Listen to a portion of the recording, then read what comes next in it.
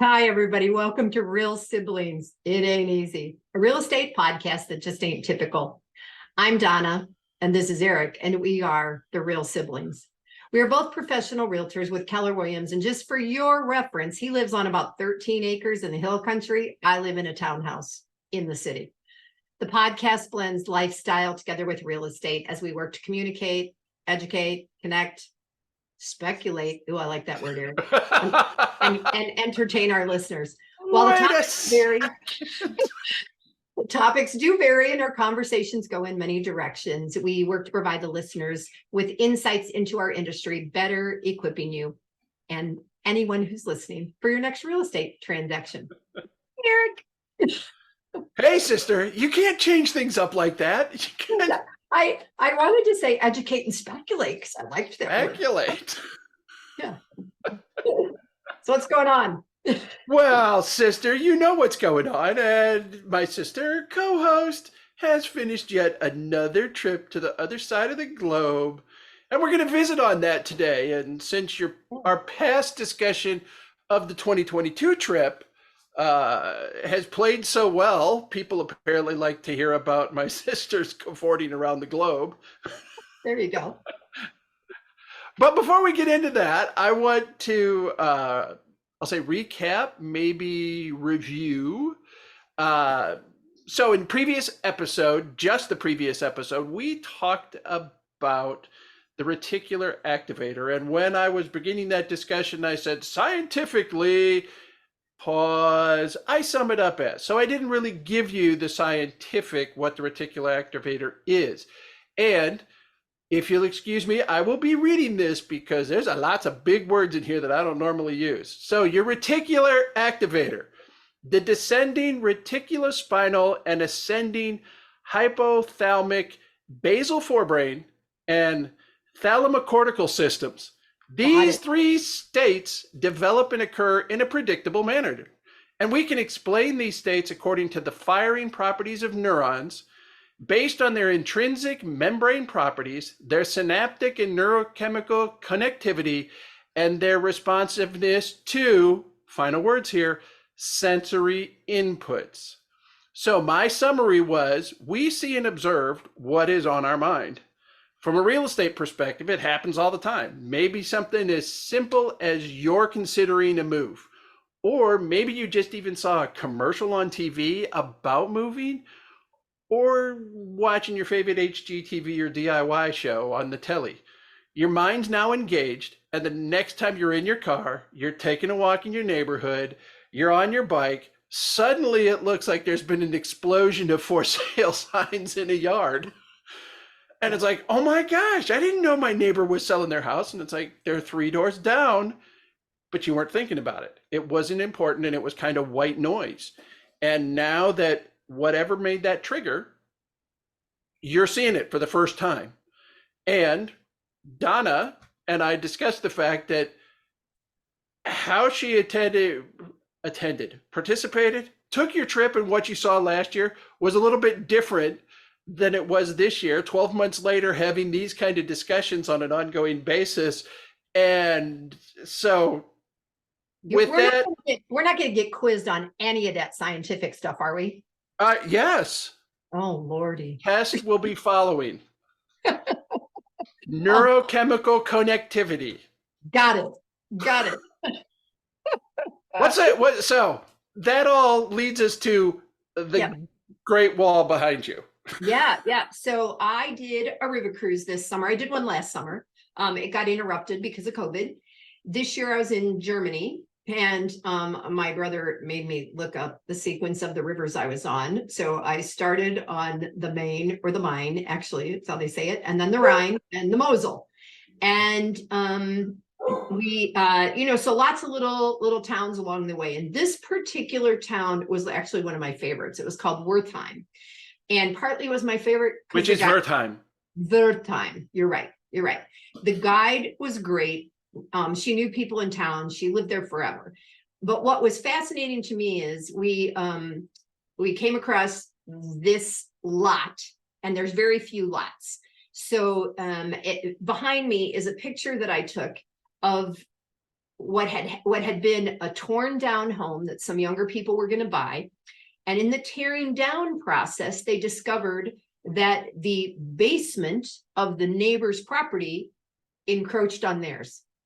So as a result, nothing has been built to connect this house to the next one. What this did for me as a realtor is I told Eric earlier when we were planning that it opened up this like a museum of the ancient house, because you see the old wood structure with the rocks shoved in there, probably being held together by mud or cement or whatever. Yeah. Some sort of what they might refer to as a daub, which I think is DAUB, daub. And yeah. And then you look at that timber frame, and we were talking about it, that type of architecture using the timber frame goes back to, in England, what would be the Tudor times and Henry VIII. Yep. So 600-year-old wall. Yep. And then stucco over top. So this particular building, the stucco really could be Tucson. It's like the same tan color that we use. There is a lot of tan in Germany on the buildings. They really do a lot of that. I remember. Yeah. But what was also interesting is, so the house that we lived in, that we've talked about before, the Victorian home on Lynn Street, when the neighbor was selling her property, we found out that our garage / dad's shop had been 4 to 6 feet on her property forever. So if you went back to the old plot and divides land designs in town, it had been that way forever. So seeing this here and hearing that story just made me sort of laugh that, oh, some things never change. And encroachments are always an issue. That's why we do surveys. That's why title looks at it. And that's why it's important to see those things ahead of time to go, oh my goodness, we have an issue. So Donna, I know you're looking at the picture like we are now because it's posted behind you. Yeah. The place or the area where the trees are growing up is where the building is supposed to be being reconstructed, or that's the area of the encroachment? That's the fence at the front of the property. You can't go in. And then if I lean over, you can see a little bit of plastic that's covering some of the lower parts, which I don't know what that means for the people living next door. But there's a fence across the front with essentially a do not enter sign. And then you can just barely see the edge of the other building on the other side. Nobody knows when it'll be taken care of, how it'll be taken care of. When I say nobody, our guide, that was our nobody. It isn't like I talked to town people that work there. The owners were not there to have a conversation with them auf Deutsch, and that didn't happen. So anyway, the reticular activating system and things that the younger Donna would never have cared about, or even a year ago. Maybe not. I don't know. I've started on every trip. I've started paying more attention. I've paid attention to plugs and showers and toilets and flooring and steps up and steps down and all the things that come up that, if you live on the 3rd floor in that building next to you, you have a curvy staircase all the way up to the 3rd floor. It's probably not a single family residence. And you're carrying your groceries, and they use it like in Chicago, they'd call that a 3-flat. Yep. But it is not uncommon in German architecture for a stairwell to have a family on the lower level on either side of the stairwell, and then above, and then above, and above. And the buildings are old enough, we know by looking at the walls, they didn't have lifts or elevators at that time to get you to the top floor. No, which is why when you were in Germany, I appreciated all the more that the Getrinkenman would come and deliver me a case of 20 bottles of Hefeweizen to my door. And I didn't have to go to it. What a wonderful, wonderful thing that happened there. Good Lord. Hey, I have to add too, this is totally unrelated and yet maybe related. So this is the town also where I made the pretzel. And I had told you in advance that the pretzel maker in this little bakery, you all, was 13th generation. And so beforehand, Eric and I were like, what's a generation? Is it 20 years? Is it 25? So we took 20 years, which means that for 260 years, his family has been running this little bakery in this. And making pretzels. And making pretzels, along with other baked goods. But And then I wondered, the next part of me is like, I wonder if he has a child that wants to take over or not, And you know? well, the child, but European history here in the United States, outside of the Civil War and the Revolutionary War, we have been pretty unscathed by Mhm. war and battle and things like that. Yeah, And you think what Germany has survived, yeah, and that town Wertheim along the river, and I'm leading on down the road. Behind me is a picture of Schweinfurt, which I still have because I was lived in and stationed in Schweinfurt. And one of the buildings in, say, I got to turn the right way. Right over here on the corner is what's known as the Zeug House, and the Zeug House was home of the Tagblatt, which was the local newspaper. And there are cannonballs embedded in the wall from wow, medieval times, embedded in the wall. wow. You can still see them in pictures. I follow Schweinfurt on Instagram, and they posted a picture recently, and it's like, name this building. And sure enough, the cannonballs are still there, embedded in the walls, in different sizes. Some of them that would be only about a 3-inch Yeah. to a 5 or 6 inch cannonball in the side. And that was another one. You caught Schweinfurt when you were cruising down the river. Why? Because I knew that one of my brothers had been based there. So I took a picture. I don't even remember if I sent it to you guys right away or, but I texted and I was like, didn't one of you live here? and so yeah, I think I talked to Dan and to you and find out that yes, that's where you had been based, and thus you also knew several of the other little towns that I was going by and stopping at because it was in the neighborhood where you had. Bamberg and Wertheim, and Yeah, yep, yeah, sure, yeah. sure did. So Cool. aside from those, this was a cruise, and you actually successfully made it through the whole cruise this year, I right? did. Yeah, yeah, yeah. And you started on the Main, and what other rivers did you? And then we were on the Rhine and went through Bavaria, which is kind of the see all the castle kind of places. And that's also Riesling country, which was great fun. And then we ended in In Luxembourg, Osbach country. or the Mosel. Yeah, that's what you keep saying. You know, I think the reason we talked about that chocolate is because when I did the Up With People reunion, somebody brought chocolate to taste. I don't know. I'm trying to remember why that's of your mind. Okay, and then you were also in Nuremberg. Yes, started one of your stops, and that's one of the ones where you didn't take a picture of an old 600-year-old wall. You took pictures of roof tiles. Tile roofs, yeah. So the house that we were living in with mom and dad had slate shingles and rooftop until dad had to take that down and the wood corbels and made it the corbels that went away, and then there was just vinyl right around, and the roof was shingles, just regular shingles. Right, composition shingles, as we refer to them. Yeah. So so as I'm looking at the tile, and now I live in a place where we have a lot of red tile here, and homeowners associations want you to match the tile from 40 years ago, which amuses me. But the tiles were laid triangularly. And when you had a peak in a roof, a dormer of sorts, or if you've ever been to Europe, these tiny little top story windows, they literally looked like a deck of cards where somebody had just shoved one underneath the other around this peak so that water could come down. And to be honest, Eric, I don't know how they were attached. They don't look like they could have been nailed in. I don't know if there's glue. Unless they're so much longer underneath that you just didn't even know. That could be if it looked like a diamond on the outside, but it was much like more of a star or something. Because honestly, one of the restoration shows I watched just this past weekend, which is Restoration Man, which is a British, the roof tiles on that were probably close to 2 feet long, and they had an overlap of about 2/3, so about 6 inches would have been exposed, 6 to 8 inches, and the other 12, 16, 18 inches were overlapped. So it had basically one shingle was lapped 3 times. You had what was exposed, and then a middle, and then a top, moving on up the roof line.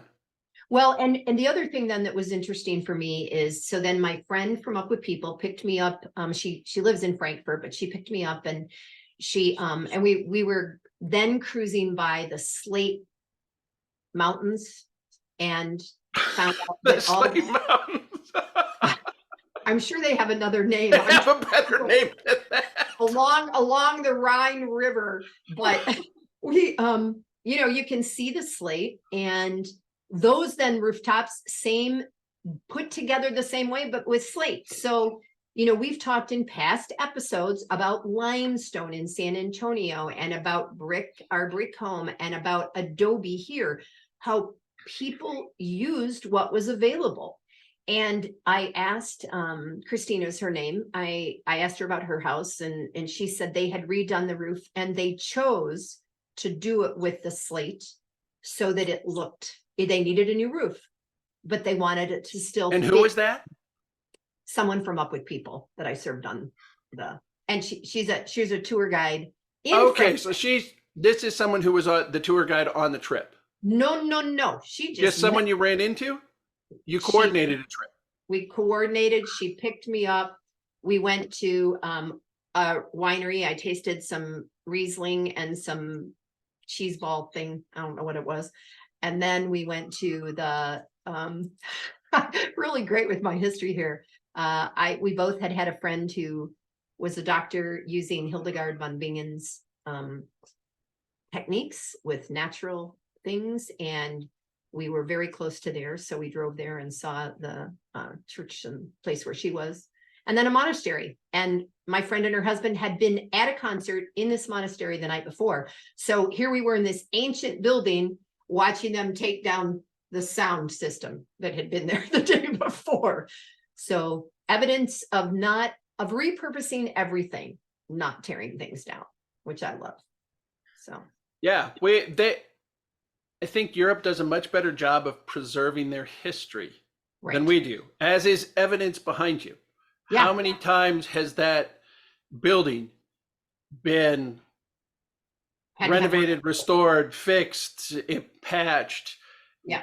I mean, if you were in and around that area, historically, what you may not have gotten on your tour is Schweinfurt in Germany was the heart of the ball bearing industry for Germany.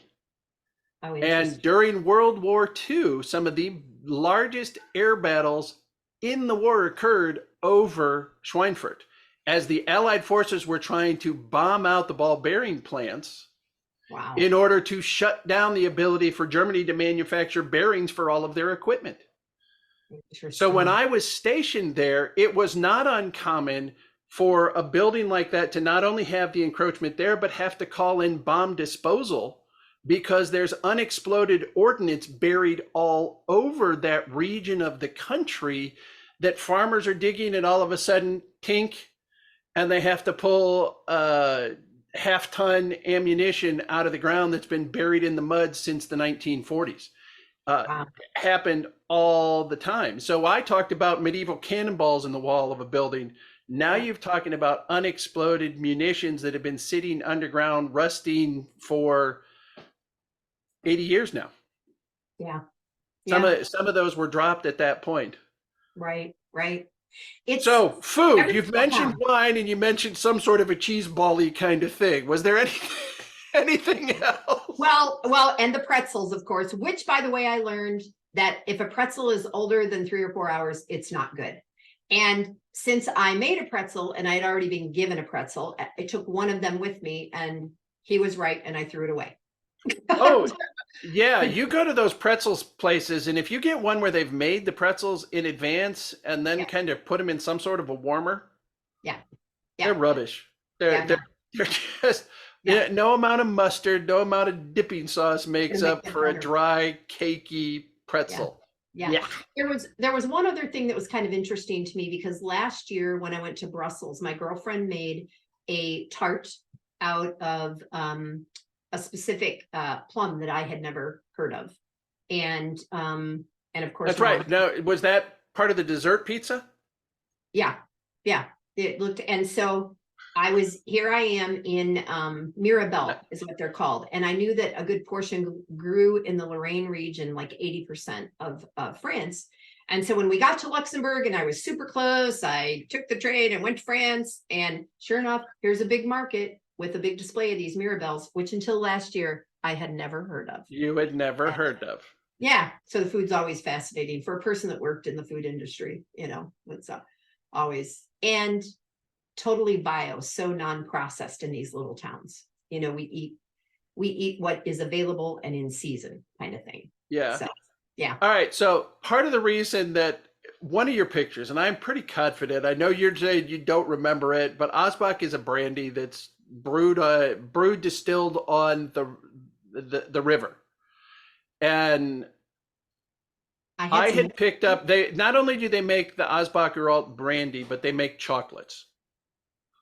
And it's dark chocolates, foil wrapped, little liqueur chocolates like you can get around the holidays. They're very popular at different stores. So I had some of those picked up. And while I was in another room at one point, Jamie decided she was going to swipe a chocolate. With brandy in it. And from the other room, you hear this, "Ah!" She's got dark chocolate running down her face and she's in tears. And I'm trying so hard to be the concerned dad cleaning her up, and at the same time trying not to laugh hysterically at the fact that she thought she was sneaking a chocolate and got the brandy. And too funny. Yeah, there's probably some bad fathering in there at some place, or that what would now be considered that. And it was just Eric, while I don't know while you were based there, but one of the other things that was fascinating to me, this is all beer country too. You start in Munich. It's where I flew to Munich, and then from Munich we took a bus to Nuremberg. So the last time I had a beer was 1977 at the Dude Ranch. So I don't do beer. So I was really happy to get to the wine country. the Dude Ranch in Jackson Hole, Wyoming. Okay. Yeah. So I knew that, but our listeners didn't. I know. So the beer was fascinating. And because we would go in and they would say, this is a medieval city, this is a Roman city, it became kind of a joke because everywhere we went had some piece of that. But what you found out is the water was so bad that everybody drank beer.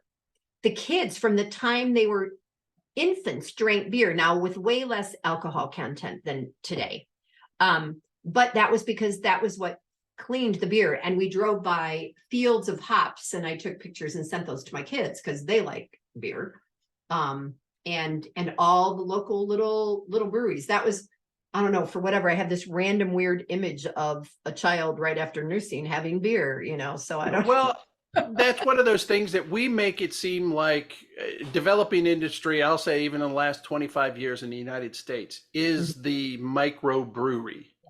Right. That so many people, it's like, hey, I can do this at home. I can get slightly bigger equipment, and now I can sell it and make a living doing what I love and making microbrew or small breweries. And Germany, every single town you look at it, it's like there's not enough people here to support a brewery. Yet there's always one Gast house making its own beer in every town, and they're all bottling it. It's really such a way of life in there, because here it needs to be a bigger city in order to be able to support it. If you don't have the business, it costs so much to do it, you're not going to be in business. But there it's, we do this and this is it. And so there was one other thing that you took a picture of that was particular note. It was a quiz for your siblings, and it was a picture of a wagon. It wasn't just a wagon. It wasn't just a wagon. I truly was like the most excited person on this tour when I found out we were going to go there. And what I told you, it was in Rothenburg, right? At the Rothenburg ob der Tauber. Yep. At the Museum of, what did I tell you? Torture. Yeah. It's the Torture Museum. It was there years ago, but this exhibit wasn't. No, this was used in the movie Chitty Chitty Bang Bang. And it's when the bad guy captured the child catcher. If you haven't seen Chitty Chitty Bang Bang, then shame on you, but that's beside the point. And so it's displayed outside the museum, and I didn't go in the museum. Mostly that was the men on the tour that went in the museum while the wives did other things. But shopped and drank wine. No, the men drank beer. That was a beer town. But it was fascinating to see that. And the other thing is that there's stuff that's filmed there based on the way it looks in old movies. So when that cart, you're going to have to go back to Chitty Chitty Bang Bang now and stop it. It comes around the corner, and the man that played the child catcher was a trained ballet dancer. And the thing fell over It was top heavy and he took the turn too fast. And it fell over on the cobblestone. But because he was a trained dancer, he just danced off the thing, and they never had to change it or take it out of the movie. So those are the kinds of trivia things that I love to find out when I travel. And I hope someday when I'm at a bar in a trivia game that's the question. That's the question. I think that's fair enough. So anything else you made pretzels, you had a glass of wine or two. I had a beer in Munich. Ended up on a whiskey tasting on the back of the ship because one of the 5 guys that won it didn't show up, and my room was right next to that room. And so they came a knocking on your door, sister. No, what were you up to? I just opened the door and I was going to go in that space, and they were in there, and I walked in and I go, "Oh, is this your whiskey tasting?" They go, "Yeah, come on. So and so didn't show up." I don't even know what I'm trying to taste when I taste whiskey, and they're all talking about these flavors, and all I know is that it would cure you if you had a chest cold. That was my thought on the whiskey. Did they, as part of the whiskey tasting, tell you how best to get the nose, that you have to keep your mouth open when you inhale? Because then the scent comes down over your tongue, and it enhances the sensation of smelling? No, nobody told me that. But because I had done that with wine, and because I watch everybody else swirl things and look at them and all that, just like every person buying or going and getting a glass of wine, pretending they know what they're doing. But that was super interesting for me too, because it actually was our ship. It was something that was won in a fundraiser for autism, and 5 guys from the ship got to do it. And it was our ship. 5 guys, they run a burger place now, right? Yeah, that's true. Our ship tour guide, he's from Germany, and it was his whiskey that he had brought on board and they got to taste. So that was wow, very nice. Very nice. Yeah. One other thing, Eric, that I mentioned to you about I don't know, it's not real estate per se. It has to do with, we talked about redoing old homes and all that. But in Luxembourg, I was with the man who had been my physical therapist here in Tucson, because he's from Luxembourg. And we were looking at a bridge. There's lots of bridges, right? And he said, and there's also lots of cyclists that are centuries old. Right. And and high, because they're way above, the rivers, because Luxembourg City has an old town down below and an uptown. I'm really bad with my words with these. Anyway, there's so many cyclists on the road that they built underneath the main road. They built another road, essentially, that is for the walkers, the bikers, the joggers, and everybody else. And to me, that's just brilliant. Now, where I live, it's flat in a valley. We don't even have those big bridges. It would make no sense to do that. But I love that they care about their people enough to say, maybe we should get all these bike riders off the road with all the cars, because this is the only way to cross right here. And they create that space. So yeah, that would be something that future episode I could discuss about some issues going on here in San Antonio, where the city passed a bond issue thinking that they owned the road, and then the Texas Department of Transportation came through and said, no, that's a highway, that's our road. And so now nothing's been done. Oh, interesting. With millions of dollars being allocated to it. So that's life in the big city, right? Yeah. Oh, well, what do we got? Do we need to wrap it up? Is it time to go? That is probably it for the day. You've talked enough about your travels. Oh, any adventures on the way home? Wait, didn't you have flight trouble? Yeah, the way over was perfect. I was 40 minutes late. Perfect. The way back, we spent a whole day just in airports in Germany, and because we left Luxembourg late, and so we ended up staying. And what was the reason for that? Was it weather? Was it fog? Was it what? It was whatever mechanical? The airline was leaving Luxembourg. And Luxembourg reminded me a little of leaving Denver, where you feel like you could drive to the next city. We could have taken the train to Munich and flown from there. Yeah, well, that's another one of those things that Yeah, you haven't ever used public transportation in Tucson, but you would climb on a train in Europe in a heartbeat, that's exactly what I did. right? Luxembourg to France for, So it's yeah, yeah. like, yeah, But we were Lufthansa and they were very good to us. They put us up in the hotel at the airport, covered everything so that the next morning, and then we had a flight home with no issues. So okay. So did you give him a 5-star Google review? I didn't do any Google review. I was just grateful my suitcase came too. All right. Well, she celebrates her suitcase making it home with her. I want to say thanks for spending your time with us today. We reminisce about how lifestyle and real estate blend and have brought us to where we're at today in our careers. As we close this episode, remember we are both professional real estate agents and we both work for Keller Williams. I'm with Keller Williams Heritage in San Antonio, Texas, and Donna is with Keller Williams Southern Arizona in Tucson, Arizona. If you're looking for a place in those areas, please reach out, give us a call. We'll see if we can help you. And if you're listening around the United States or around the world, we are connected with a plethora of agents around the globe. You've heard Donna's got connections here, there, riverboat cruises, making pretzels, whatever the case may be. We can get you connected. Yep. Give us a shout. Let us help out. Exactly. Our goal is to help you find the perfect property for you to call home, create lasting memories, and build your wonderful life. Remember, it may be simple. It ain't always easy. And until next time, I'm Eric. And I'm Donna. And we are the Real Siblings. Sibling.